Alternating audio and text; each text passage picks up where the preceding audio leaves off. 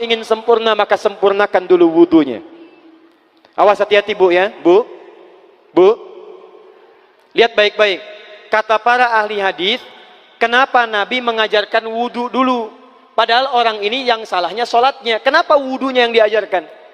Kata para ahli hadis, ini menunjukkan ada kaitan antara wudu dengan sholat. Kalau orang benar wudunya, pasti benar sholatnya. Kalau orang wudunya salah, akan berdampak pada tidak sempurna sholatnya. Silahkan ibu cek, anak ibu wudunya seperti flash, cepat, kilat. Secepat kilat, itu pasti menunjukkan sholatnya bermasalah. Nah sekarang bagaimana Nabi menunjukkan wudu yang benar? Yuk kita lihat pelan-pelan. Buka Quran surah kelima ayat ke-6, paling kiri sebelah atas. Ayo lihat sini, lihat. Kata Nabi, kalau sholatnya ingin sempurna dimulai dari wudu. Ya ayyuhalladzina amanu, kalimat wudu dibuka dengan kalimat iman. Idza qumtum ila shalah, kalau kamu ingin sempurna dalam menunaikan salat, faghsilu wujuhakum, maka mulai dengan menyempurnakan wudu. Lihat baik-baik, saya tidak bermaksud mengajarkan, hanya mengulang kembali apa yang kita pelajari. Yang pokok dalam wudu itu ada 4. Sisanya sunnah. Awas, kalau yang 4 ini tidak sempurna maka batal wudunya. 1, faghsilu wujuhakum, basuh wajahnya. Kalau disebutkan wajah dalam bab wudu, itu tidak ada yang lain kecuali bagian tampak muka. Gitu ya. Kalau yang punya jenggot, itu termasuk janggutnya di selai-selai. Kalau bapak kalau tidak punya jenggot atau belum punya jenggot, tidak usah maksa. Karena sunnah dalam hadis jenggot itu sunnah merawat, bukan menumbuhkan. Silakan buka tentang babul liha, bab jenggot. Itu hadis-hadis tentang sunnah jenggot, sunnah merawat bagi yang punya jenggot. Tapi yang tidak punya jenggot jangan dipaksakan. Beli arang, sok. Beli timun, tidak usah. Ya, tapi kalau ada jenggotnya silakan rawat dengan baik supaya menampakkan nilai-nilai kemuliaan. Tahan. Sekarang kita mulai. Bagaimana cara berwudu yang baik? Perhatikan baik-baik. Kata Quran faghsilu, membasuh wajah, kalimat Qurannya menggunakan kata ghasala. Ghasala itu ambil airnya, tumpahkan di tempat yang dibasuh. Ambil airnya, tumpahkan di tempat yang dibasuh. Mohon izin, tahan sebentar. Mas, sini mas. Punten ya, yang kan bantosan, dia sekedap. Sifat wudu cuma ada 3. 1, pakai keran. 2, pakai gayung. 3, air yang mengalir. Ya, seperti di sungai, ada air mengalir itu nggak ada masalah. Tapi kalau menggunakan gayung, atau semisalnya, Nabi itu diriwayatkan dalam hadis, itu sangat menghemat air. Bahkan pernah beliau kemudian berwudu, kalau kita kemudian hitung, itu hanya sejumlah Pak, seaqua gelas Pak, cukup. Atau yang kedua, menggunakan keran ya. Kalau sekarang kita ada keran, contoh ini kerannya. Ya, kerannya agak tinggi sedikit. Dan kita sesuaikan. Ambil airnya. Misal contoh, ghasala itu bukan ditumpahkan, ambil air, tumpahkan di tempat yang akan dibasuh begini. Yang telunjuk itu kemudian menghapus atau menghilangkan kotoran di sela-sela mata, contoh. Yang jempol menghilangkan kotoran di sela-sela telinga bagian belakang di sini. Ya. Kalau misalnya saya mulai ambil airnya, kemudian saya tumpahkan di sini, yang telunjuk membersihkan di jari-jari di sini, di sela-sela mata. Yang jempol kemudian membersihkan di sela-sela di bawah telinga sini. Kemudian di selesai. 1. Tahan sebentar ya, ini praktek dulu sebentar. 2. Wa aidiakum ilal marafiq, ini yang sering keliru. Dan tangan sampai siku. Ingat, tangan bahasa Arabnya yadun. Tapi dalam ibadah itu selalu diberikan batas. Misal, ini kafun. Ini asabi'. Ini sampai sini ruslun. Sampai sini, Bapak Ibu sekalian, ini namanya mirfaq, jamannya marafiq. Sampai sini katif. Dari sini ke sini itu yad, tangan. Dalam bab salat, bab wudu, bab ibadah, tidak pernah Al-Quran dan hadis menyebutkan tangan kecuali diberikan batasnya. Contoh, kita saat akan takbir, Allahu Akbar. Lihat An-Nasai nomor hadis 886. Kata Nabi, fawadha'a kaffahul yumna. Maka orang salat itu meletakkan telapak tangan yang kanannya alal yusra, di punggung yang kirinya. Jadi begitu takbir Allahu Akbar, yang kanan meletakkan di punggung kiri. Apa batas meletakkannya? Cuman sampai 3. 1, yang telapak ke punggung begini, jadi boleh begini. Yang kedua, pergelangan ketemu pergelangan begini. Rusgun ala rusgin. Jadi begitu takbir Allahu Akbar, ini boleh. Tapi nggak usah diukur Pak ya, jangan telat. Allah. Pas, cepat. Boleh nanti lebih sedikit ke sini. Yang tidak boleh, awas, ini dilarang dalam hadis. Yang tidak boleh kata Nabi, jangan engkau bersedekap seperti orang sombong.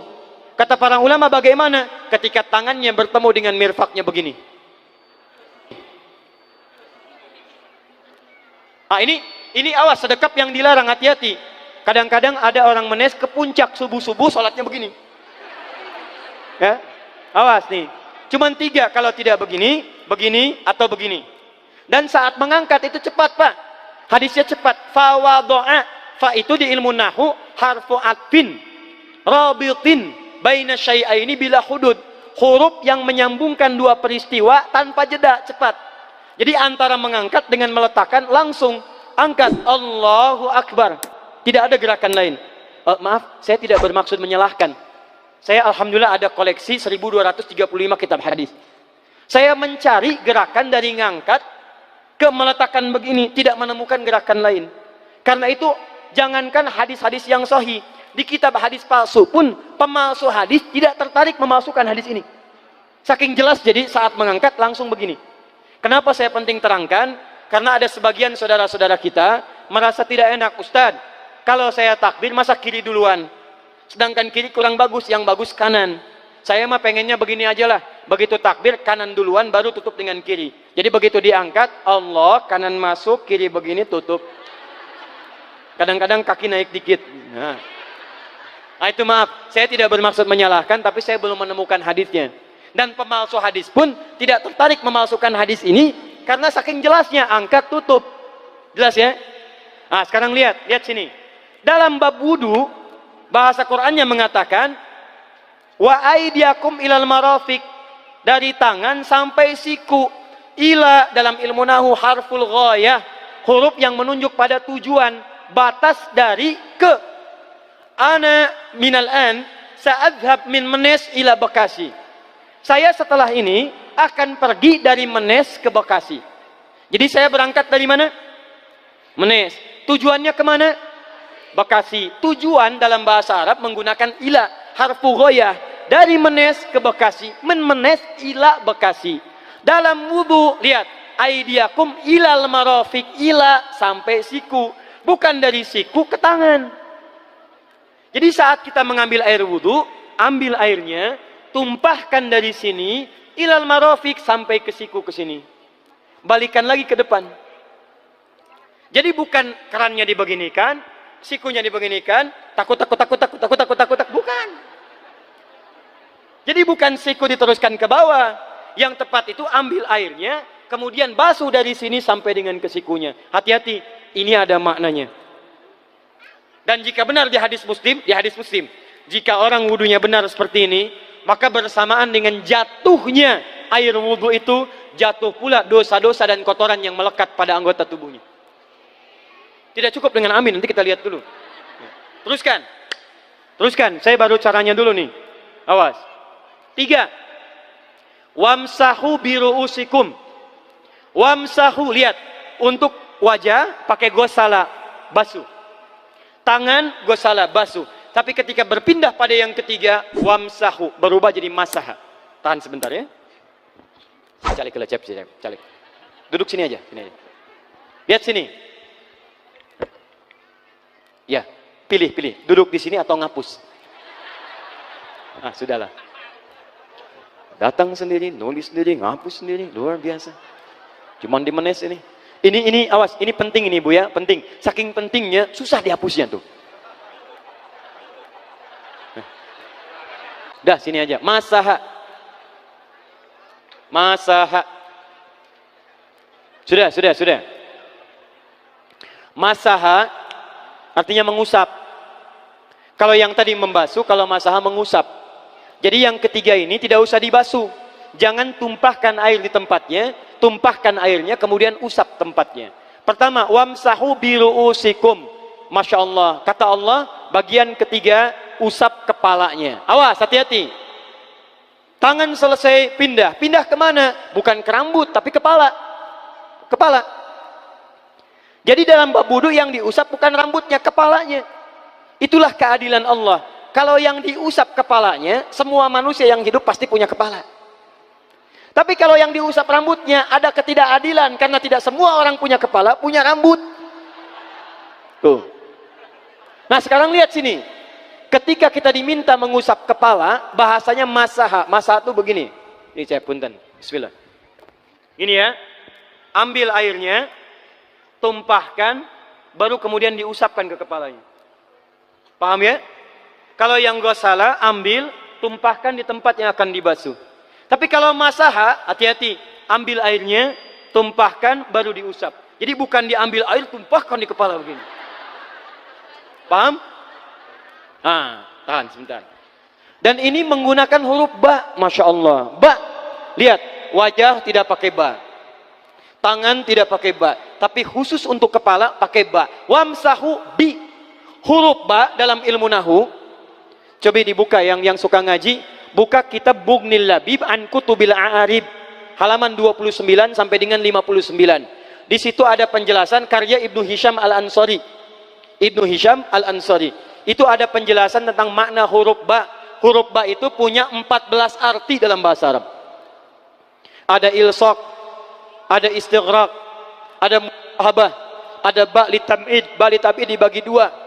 Tab'id ma'al hudud wa tab'id bila hudud. Nah yang ba ini, ba, kenapa pakai ba? Kata para ulama, dari huruf ba yang 14 ini ada 3 makna yang diterapkan dalam ayat wudu. Satu, istighraq. Istighraq itu membasuh keseluruhan. Jadi kalau kita ingin wudu, ambil airnya, tumpahkan, basuh keseluruhan dari depan sampai ke belakang begini. Balikan lagi. Yang kedua, at-tab'id ma'at tahdid. Sebagian tapi dengan batas. Kata Imam Asy-Syafi'i, di mana batasnya ubun-ubun? Diboleh kalau kita mau wudu, misalnya ibu tidak bisa membasuh keseluruhan, sedang pakai kerudung misalnya, jilbab nggak bisa dibuka, tempat wudunya terbuka, Anda tinggal ambil air wudu, kemudian tumpahkan sedikit, boleh diusapkan bagian kepala sampai ubun-ubun, sah wudunya. 3, at-tab'id min duni tahdid. Sepanjang disebut bagian kepala, masuk kepala nggak ada batas. Ini kepala bukan? Ini kepala? Ini kepala? Nah, jadi kalau Anda berwudu mengusap bagian kepala, itu sudah sah walaupun bagian tertentu diusap di kepalanya. Kapan ini dipraktikkan? Kata Imam Malik, kata Imam Abu Hanifah, ini dipraktikkan kalau seorang memiliki satu sakit di kepalanya yang tidak memungkinkan dibasuh keseluruhan. Misal, mohon maaf, ya ada orang misalnya, mohon maaf ya, tiba-tiba sedang jalan di kebun, tuh jatuh duren. Anak duren ya, jangan durennya yang besar. Tiba-tiba nimpa misalnya. Duren teh bahasa rangatnya kadu, Bu, ya. Kadupak, kaduhung, ya, dan seterusnya. Kadu. Nah, nimpa kepalanya, bocor misalnya. Kemudian dalam bocor itu diperban, kata dokter tidak boleh kena air. Saat bagian kepala yang tidak boleh kena air itu, bukan berarti wudunya kemudian bisa batal atau boleh tayamum karena tidak bisa mengusap kepala. Kata para ulama, boleh dia mengusap bagian kepala yang lain yang tidak terluka. Itulah kenapa Allah memberikan huruf ba di sini untuk kemudahan bagi kita dalam menunaikan wudu. Tapi pastinya yang dibasuh kepalanya bukan rambutnya.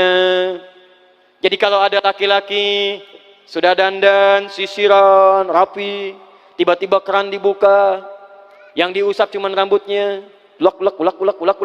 Nah, itu batal wudunya. Tidak sah. Harus diulang. Terakhir kaki. Kaki dibasuh sampai dengan bagian mata kakinya, dan ini tidak perlu saya terangkan karena mudah bagi kita untuk mempraktekannya. Tapi yang ingin saya jelaskan satu ini saja. Perhatikan baik-baik. Yang 4 ini wajib wudu. Tambahannya sunnah. Niat dimasukkan dalam wajibnya. Lihat sini. Kumur-kumur sunnah. Telinga sunnah. Istinsyak sunnah. Yang 4 ini wajib. Tapi terlepas dari wajib dan sunnahnya, perhatikan baik-baik. Kenapa ini disebut dengan wudu? Dan hebatnya Al-Quran mengistilahkannya dengan toharah. Toharah. Apa itu toharah? Apa itu suci? Toharah. Apa itu toharah? Suci. Apa itu suci? Toharah. Ada toharah, ada nadhafah, itu beda. Kalau nadhafah, bersih luarnya, tapi belum tentu bersih dalamnya. Bisa jadi luarnya bersih, tapi dalamnya najis. Misal, hewan yang paling najis apa? Yang haram. Misal, hewan tadi itu, hewan babi misalnya, misal, dibersihkan, dimandikan, disisir, sampai bersih. Bersih tidak? Bersih, bersih. Tapi halal tidak? Suci tidak? Tidak. Al-khinziru nadhifun walakinnahu ghairu tahir. Babinya bisa bersih tapi tetap tidak halal, tidak suci dia, tetap haram, tetap najis. Paham? Tapi kalau bersih luarnya dan suci dalamnya, maka kalimatnya berubah dari nadhafah jadi toharah. Toharah. Orangnya disebut dengan tahir. Kalau rajin dikerjakan disebut dengan mutatahhir. Wudu dalam Quran disebut dengan toharah.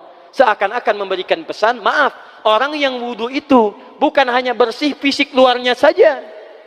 Jadi kalau orang wudunya bersih, bukan cuma wajahnya yang bersih.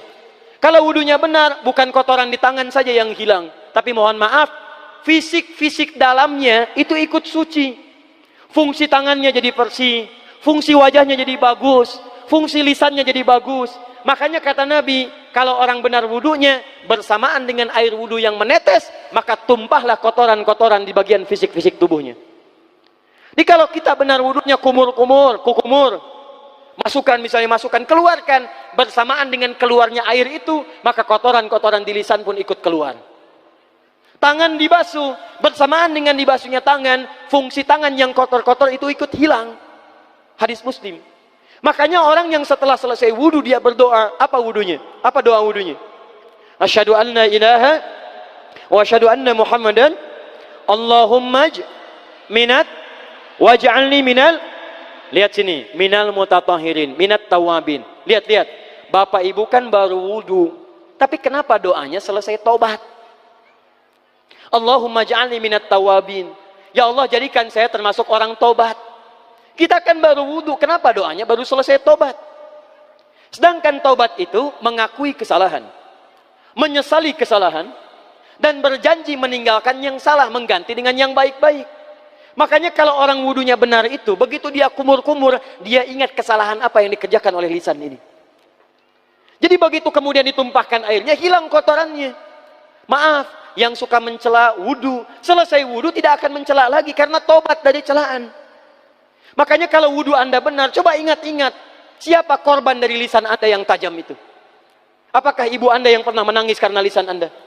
Apakah ayah Anda yang kecewa karena kalimat-kalimat Anda? Apakah tetangga Anda yang menjauhi Anda karena kata-kata kotor Anda? Kalau tiap hari Anda wudu, tapi kemudian lisan Anda masih kotor juga, ada yang salah, Anda cuma menghabiskan air untuk menghilangkan kotoran di lisan. Itu tanda pertama. Tangan basuh. Makanya orang yang wudunya benar, tangannya tidak akan berbuat yang kotor lagi sampai ke ujung kakinya.